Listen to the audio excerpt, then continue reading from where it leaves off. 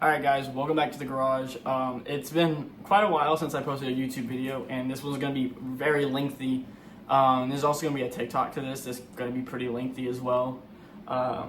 Basically, I pulled the trigger on a project for the Porsche to fix the air conditioning because it is a very hot day in Florida with a high of 90 degrees and a humidity level of hell.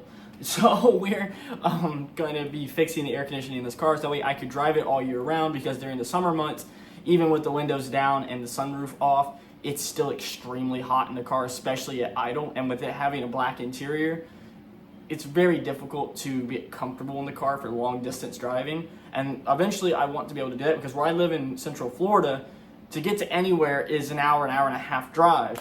And doing that in a car with no air conditioning in Florida during the summer, especially to go to the events and stuff that I want to go to, it'd be hell in the car.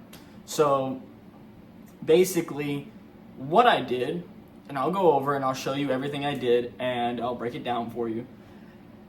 I diagnosed the original compressor in the car with a compressor clutch failure.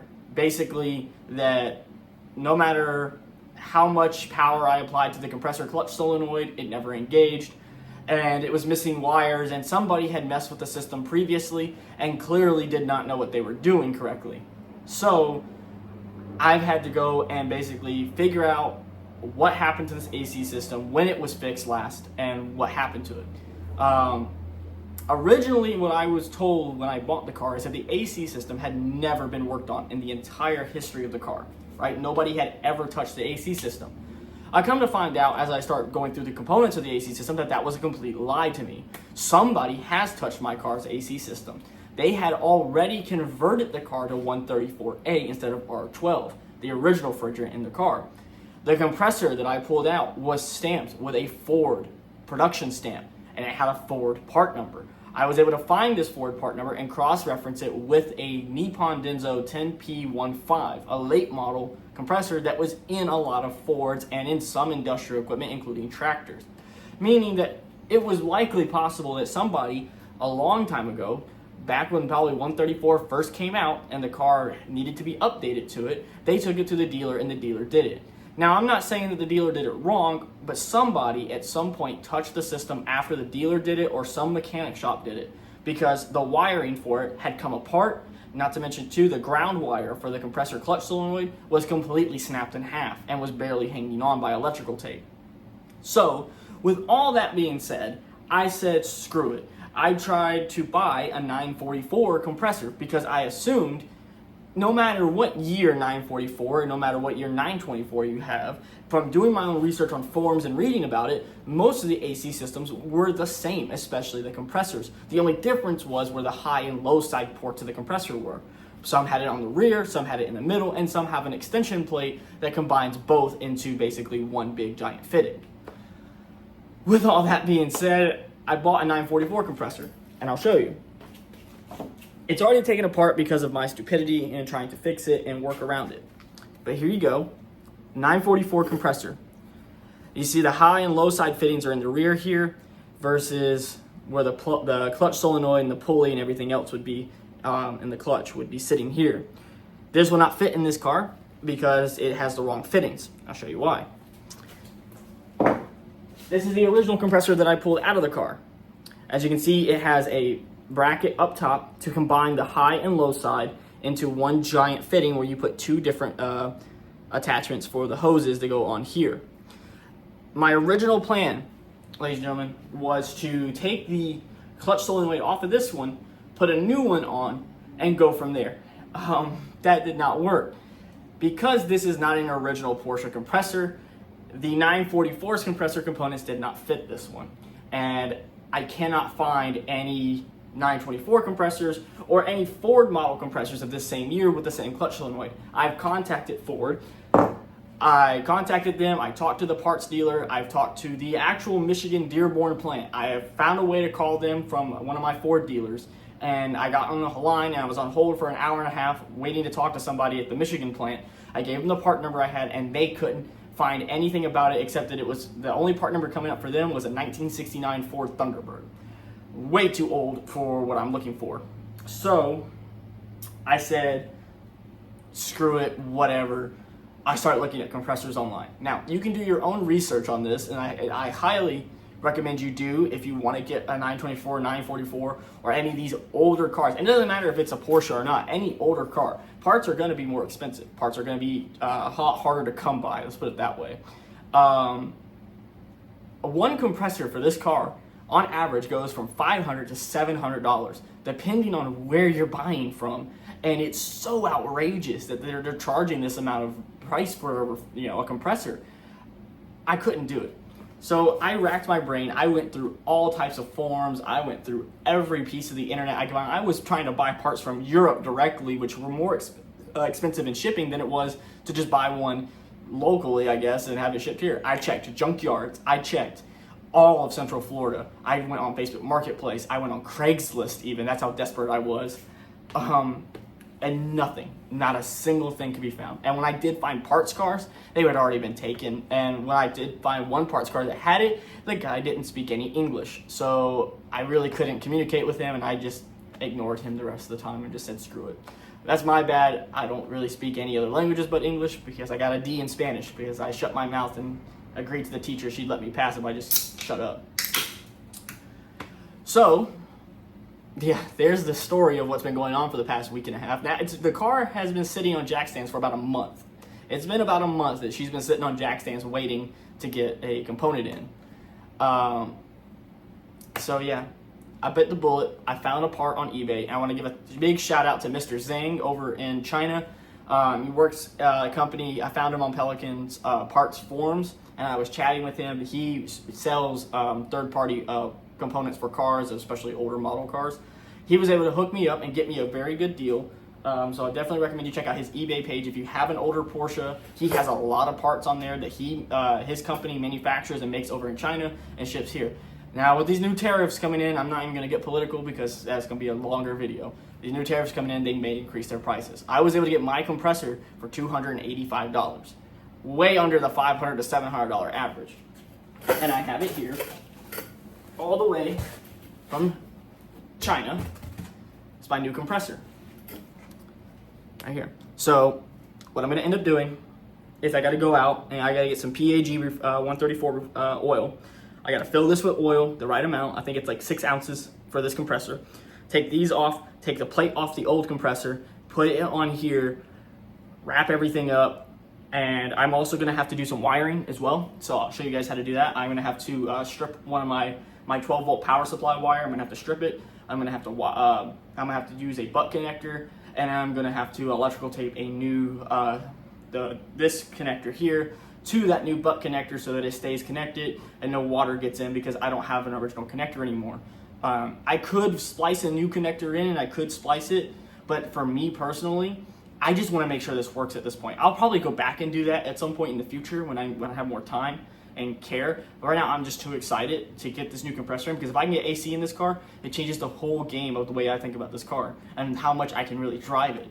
Like, I would love for this car to turn into my daily driver, but with no AC in Florida in the summer, it's kind of impossible. So I'm gonna go get PAG oil. I'm gonna get a 6 mil 1/2 inch, because the compressor that I have, the old one, the thing is welded on there basically with the bolts on there. So we're gonna go and get a 6 mil impact socket.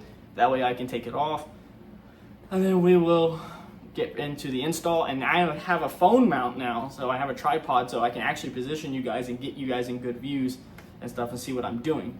So yeah, I'm gonna go ahead and head out to the AutoZone right up the street from me, and just, yeah, I'll see you guys in a minute. All right, guys, I'm back. Took a little trip to the AutoZone, a little distance away from where I'm at. Got my PAG oil, picked up some new seals for the system as well. I also picked up a test thermometer for the vents, because I did not actually have one besides one to cook with. So I got that stuff. I also, for some reason, was very, very adamant on getting more wire, 18 gauge, some heat shrink as well, along with these female quick disconnects. They're 22 to 18 gauge wire, along with all of these just in case I have to redo the entire wiring all the way up to the 12-volt battery supply. I'll get into why I believe I might have to do that in a minute. And I had to pick up some impact sockets as well for metric, because I did not have any, surprisingly. I could have sworn I did at some point, but I must be wrong or mistaken. So, with all that being said, our first step to what we're going to do is we're going to start getting this mount off, clean it up, and then we're going to take it and put it on the new compressor and go from there. It is a 6 mil on there. These are brand new, so they're going to be a bit slick because of the oil that they put on them. I will warn you guys now just ahead of time. When I was taking the AC compressor off of the car, one of the bolts is already missing. It was actually shattered from somebody who previously installed it in the system. Previously shattered the bolt. Here it is, right here. They actually, let's see if you guys can see. They actually, focus. There we go. They actually shattered the bolt against the compressor itself. They not drilled, but they forced it too far down and broke the holding bracket here.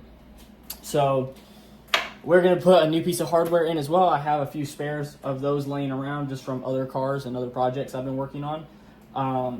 So I have a few spares of those. Worst case, I might be able to reuse the new hardware that came with the new compressor just to give it a bit more of a clean look. We'll see how it goes. But yeah, so I'm going to take this off and then I'll get back to you guys here in a minute. Alright guys, so I got this cleaned up as best I could. As soon as I said I was going to clean it, I ran out of brake cleaner. But I've cleaned it as best I can with a rag and the little residual brake cleaner I have left.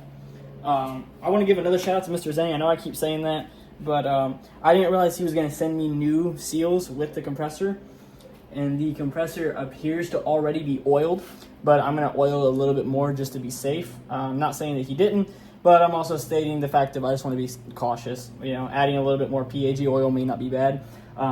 This compressor is supposed to take about 6 ounces of PAG oil, but the seals are already lubricated. That's why I believe the compressor's already been lubricated. Now, I will preface this too before I touch anything, because I know somebody's going to lose their minds. I have dirty hands. I understand that. I have done my best to clean the little tips of my fingers, except my thumb apparently, where I'm going to be touching these seals. Now, in reality, you do not want to touch these seals with any dirt, grime, or anything on your fingers. However, I've done the best I can to clean my hand, but I'm just going to take them. They're already lubricated. I'm just going to stick them in nice and gently as to not damage them. Like so. And then work them in. Make sure they fit, and then you have the other two here. You even put these little holders in. That was really nice of him. Yeah, like so. And boom, we got new seals. Now we're going to get this installed on the compressor. Now when you're installing on this Porsche model compressor, the plate can only go one direction, so you don't have to worry about changing up what side's high and what side's low. But before we do that, we're going to set this over to the side really quick, like that. And I'm going to take a look on the inside of the compressor. What you want to do is you want to spin the clutch. Not a lot, but you want to spin it just enough to where you can see and hear the inside of the compressor. Now I can hear the inside. It is lubricated and there's a lot of oil in there, or not a lot, but there is enough oil in there. But as I'm spinning it, I'm hearing the metal scratching itself. So what I like to do is I cut a little tiny hole in the little refrigerant bottle, make it a little bit easier. And I'm just gonna pour a little more on both and all 4 holes, just to give it a nice extra little bit of lubrication. It's like adding extra little bit of motor oil to your car. It don't really hurt unless you overfill it, but it don't really do no harm. Now I am using a dirty rag to clean the mating surface. Shouldn't be doing that, but As I said before in my first video, I am a mechanic first, a perfectionist second. Alright, so I'm going to go ahead and remove the little lint that came out. I'm going to spin the clutch. Yeah, she's got plenty of oil in there now. So now what I'm going to do is I'm going to take my plate with my new seals, and I'm just going to gently line her up, like so. And once I'm happy with her positioning, I'm going to see if I can use these new ones. I believe I can. I would like to be able to use the new bolts, just because of the age of the other ones. They may not stand being torqued one more time, and I think that's probably what shattered the previous repairs bolt, was that it just was over torqued and it couldn't handle it. Now for the two nearest to the side, I will have to put in old ones, but I've done my best to look at them and determine which ones are the best. We'll go ahead and do this. Alright, and from there, I'm just going to snug them up on my impact. I'm going to use the slowest setting, and I'm not even going to hold the trigger all the way. I'm just going to feather it with these ones, like so. And as soon as I get a single pop, like that, I'm going to stop.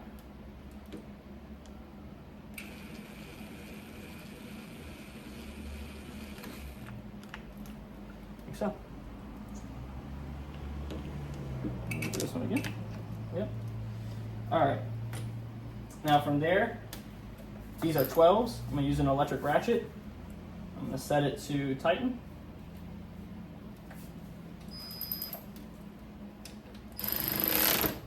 So, till the compressor tries to kick away from me. Now, I've looked online. I cannot find a torque chart for this, so I'm going to rely on the German torque spec Guten Tight. That's what I'm going to rely on for this compressor. In the meantime, I'm happy with everything going on. I got to put some seals here for the high and low side port on the adapter. I got to put new seals on the lines down there. Otherwise, we're good to go ahead and mount this, and then I'm going to do a vacuum test before I add refrigerant, and then we'll add in our refrigerant, and we'll go from there. So yeah, let me go ahead and get all this torqued down and set up, and then I'll move you guys under the car, and then we'll get started there. Alright guys, so we're under the car now. Basically, what I'm going to do is I'm going to remount the compressor. I'm going to put it in here and get it like set up and back on its bracket, and go from there. I am going to have to I tried to leave the bolts where they were when I was disassembling so I wouldn't lose them or forget where they went. Okay, I am just all over the place right now. Some of these bolts are so old and have been on this car for so long that a lot of them don't appear to want to like actually leave the unit. So we're just gonna go with it. So we got the new compressor here. Now I'm gonna be very careful and very gentle with it. I'm going to first move the belt out of the way, and I'm gonna get the first mounting bolt. If I can keep it steady. They really didn't give you a lot of space to work in this car.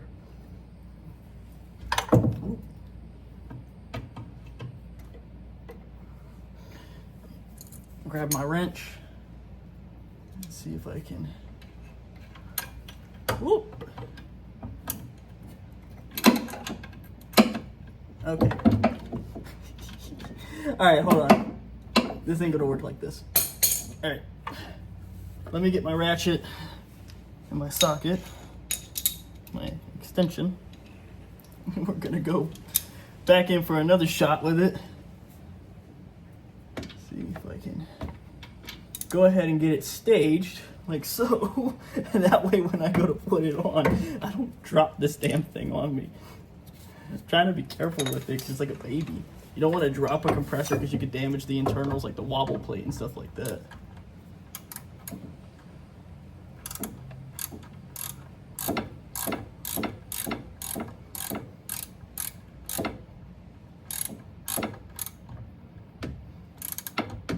And I didn't take the radiator fans off to give myself space to work, really, which was kind of stupid of me. But I've got it threaded a little bit on there, so I'm gonna be super quick and grab my electric ratchet. Here's on Titan. Yep. Now, see.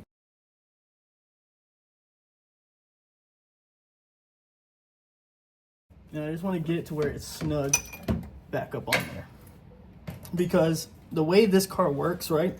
So this rod here, you spin it this way and it connects to the compressor here, so you can get your serpentine belt off and on. This doesn't have like an idler pulley and stuff like that. So now what we're gonna do, we're gonna take this bolt, we're gonna get it reconnected here, like so. We're gonna do the same thing. There we go, get it snugged up to the car. So now the compressor is only missing one bolt, which is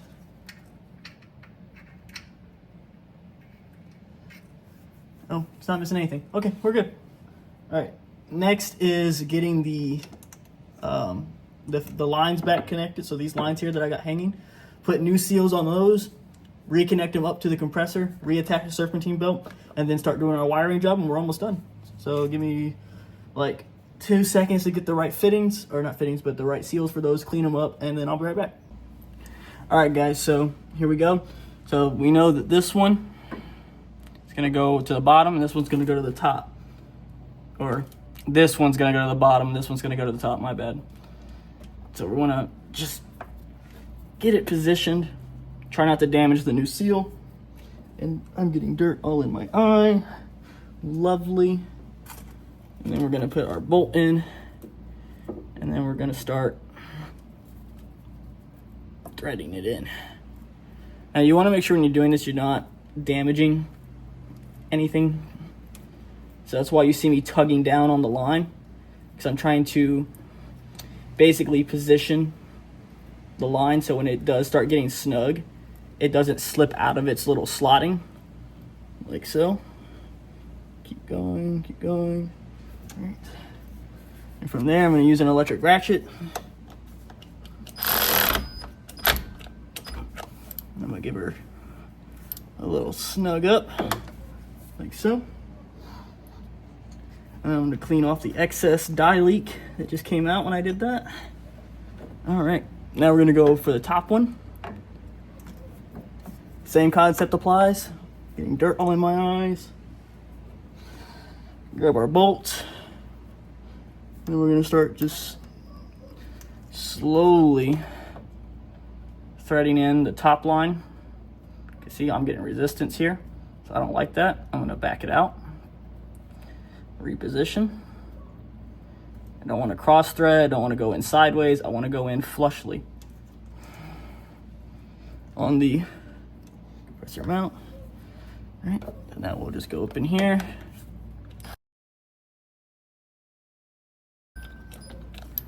Like so. Snug it up. And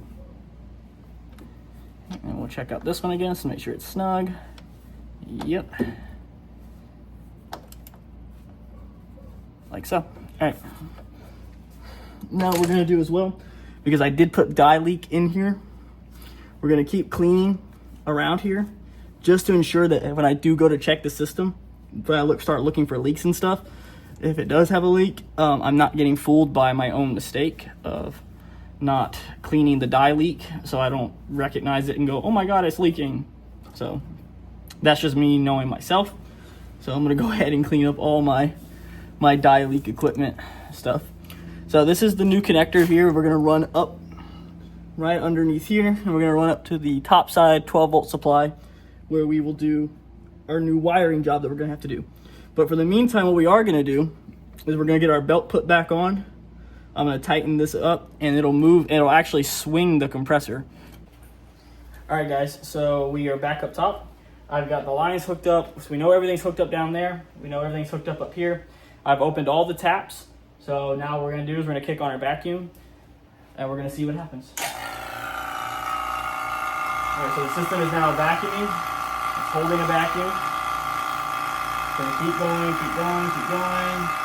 All right, I'm gonna shut it off. So we're holding just under -20, so we're gonna keep going. Keep vacuuming. And this may be a little loud for you guys because I bought this really cheap compressor off of Amazon, or this vacuum tester. All right, so we're now at -20.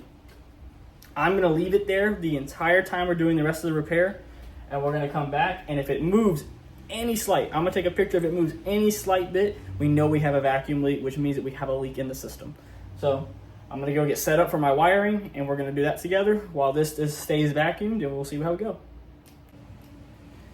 All right, guys, so I've got you guys in a decent position to see what I'm gonna be doing. So this is the wire here that we're gonna be putting this female connector on. I've already stripped it back. I've already pulled some of it off, and basically what I'm gonna do is I'm gonna stick it on, I'm gonna crimp it down, and then what I'm also gonna do before I do any of that, I'm gonna put a heat shrink tube on before, that way when I'm done, because if you see, there's a little bit of wire left exposed, which could cause, I mean, you guys really can't see what I'm doing, but I'm gonna just let you know that there's a little bit of wire exposed still afterwards. So I wanna make sure that we don't get no corrosion building up here or anything like that. So what I'm gonna do is I'm gonna go get my heat shrink tubes, and then I'm gonna start doing that. And I got my wire crimpers here, and then we'll go down under the car, we'll connect everything together, and at that point the car should recognize the new AC compressor with the new ground that's been installed on the compressor. So the compressor body itself is the ground now, so it's just a one-way circuit all the way back up. And then we'll continue to wait for our vacuum test to finish up, and then we'll charge the system and we'll go from there and see what happens. But yeah, let me go ahead and get a heat shrink tube, and then we'll go from there. Just a small little piece. So I'm just gonna cut probably about that much off, like so. And then I set the rest aside for later. Never know when you're gonna need it. And then I'll put the heat shrink tube on now. So I'll grab the wire, put the heat shrink tube on. Still a little long, I should have cut a little bit more. All right. Cut it in half then.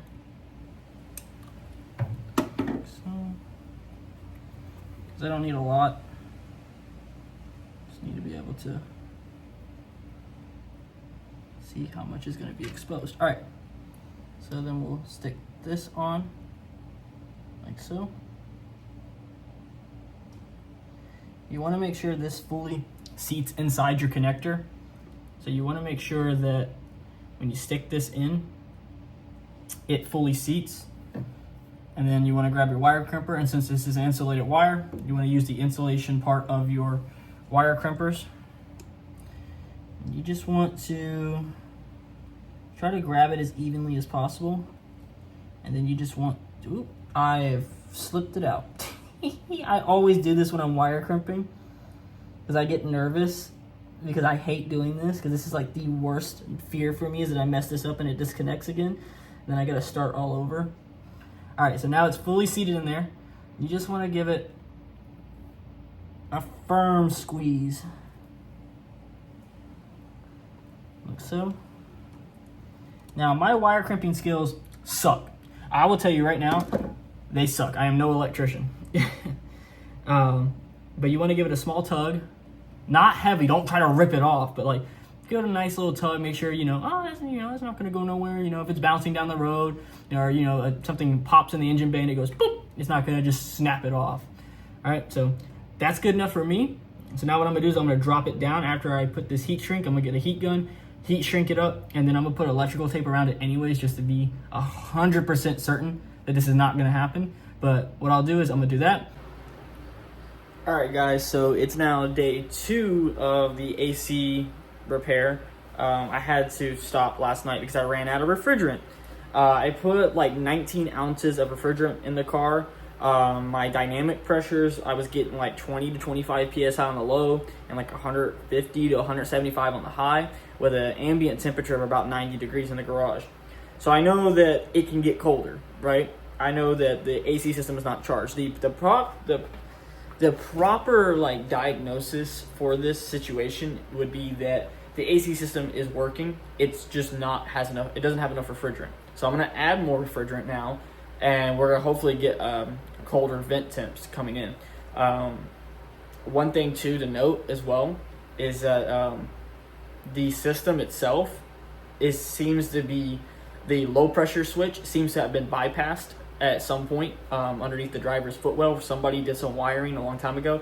I'm not gonna have time to trace it. So what that means is that the compressor is always engaged. When I turn the AC on, the compressor will always run. It won't disengage, it won't stop. If it gets too cold, or if it overpressurizes or underpressurizes, it will never stop turning. And you won't know something's wrong until something goes wrong. So I'm gonna have to look into maybe finding out what wires go to the bypass switch and the low pressure cutoff switch, and just trying to figure out what somebody did to this poor car. But for now, what we're gonna do is I got more refrigerant set up in my yellow line. I got my blue side connected to my low, my red connected to my high side. Currently, the car has static pressures. I'm looking at about 75 psi on the low and about maybe 80 psi on the high side. Now that's just static pressure, because when this car turns off, the orifice valve that regulates the low side immediately closes. So it holds all the pressure inside the low side area, and it just builds, and there's no way for it to escape until I turn the car back on, turn the AC on, it opens the orifice valve, and it allows pressure to go back through. So static pressures on these cars, don't really go by them because it's not really correct. Like, as soon as I started doing it, I started freaking out because it suddenly shot up to 200 psi on the low side, and I was like, holy crap, I'm about to blow the car up. No, so come to find out that this system can hold approximately on the high side. The highest it was rated for is 400 psi. On the low side, the highest it's rated for is about 90 psi. So we're going to go through, I'm going to start the car, and we're going to go ahead and start working, and I'm going to start filling refrigerant. And we're going to do dynamic here. So what I'm going to end up doing is I'm going to open my low side, and my high side valve is going to stay closed. That way none of the refrigerant goes into the high side, and it stays on the low, and it all just gets trapped in the system. And we're just going to monitor our pressure here just to make sure that we're getting the right readings as we go through it. So yeah, let me go ahead and get the car started, and we'll get back. Alright guys, so I got the hood closed, we got everything done. The pressures are sitting at 40 psi on the low, on the high about 235 to 40, within that range. So we're doing good on pressures now. I'm going to let her idle a bit longer. I'm going to take her out on a drive, and we'll start getting an idea of where the temperature in the vent sits. Last I just looked, it still was sitting right at above 50, so I think we are on the right track. I think once we get her on the road and she starts really working through the refrigerant and starts breathing in fresh air, not the garage air, it'll change. It'll be a lot better. It's still 82 degrees in here, but right now it's currently 72 degrees outside. But that's because she's producing so much heat. So I'm gonna go ahead, take her for a drive around, and I'll get back to you guys to see how it is. All right, guys. So we just got home. We're currently sitting in the driveway, but show you the temperature gauge if it'll focus. So before I turned the car off, it was right above the 40 mark, and the green, it was just right above it. So I know the system's working well. I understand that the system is now cooling down. The car's been turned off for maybe about a minute now, and I've opened the door, so I'm letting the Florida heat back in. But yeah, AC works, everything's great.